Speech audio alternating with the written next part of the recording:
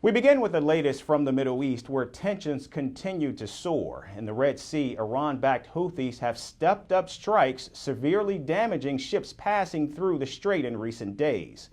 In the latest, the Houthis have warned that more attacks are on the way.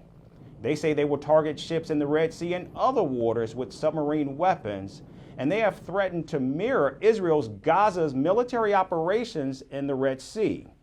Now, the Houthis have launched repeated drone and missile strikes in the Red Sea, Bab al-Mandab Strait, as well as in the Gulf of Aden since September.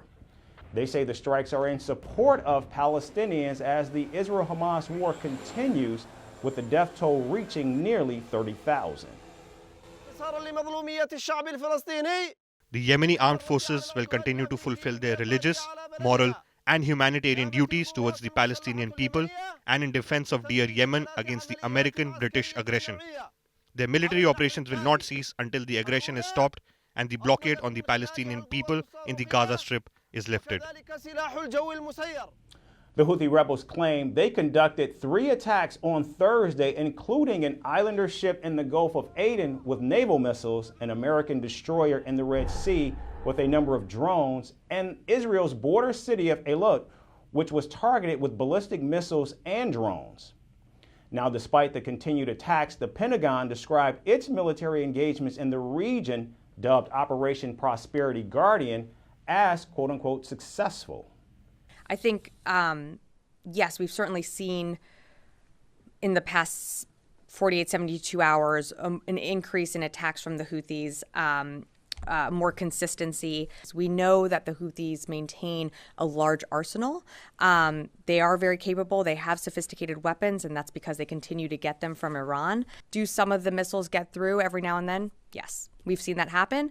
But for the majority of the time, our engagements have been successful. Our allies' engagements have been successful. The Houthis are every single day putting at risk innocent mariners transiting, putting at risk the freedom of navigation, and therefore Operation Prosperity Guardian is there to protect against that, alongside other allies and partners who have formed their own coalitions.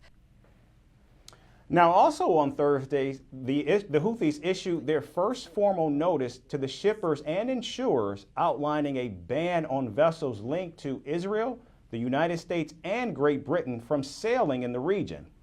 The Houthis are disrupting the vital Suez Canal trade that accounts for more than 12% of the global maritime traffic.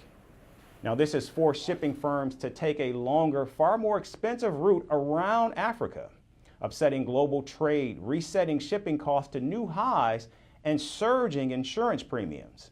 In fact, the IMF says that maritime container transport has sunk by almost a third so far in 2024 compared to last year. From impeachments to inaugurations, if it's a political story, we are on the scene.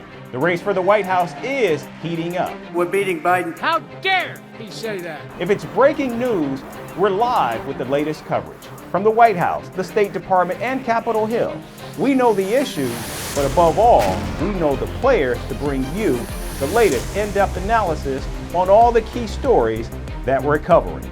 I'm Eric Ham. Join me from Washington here on Firstpost America.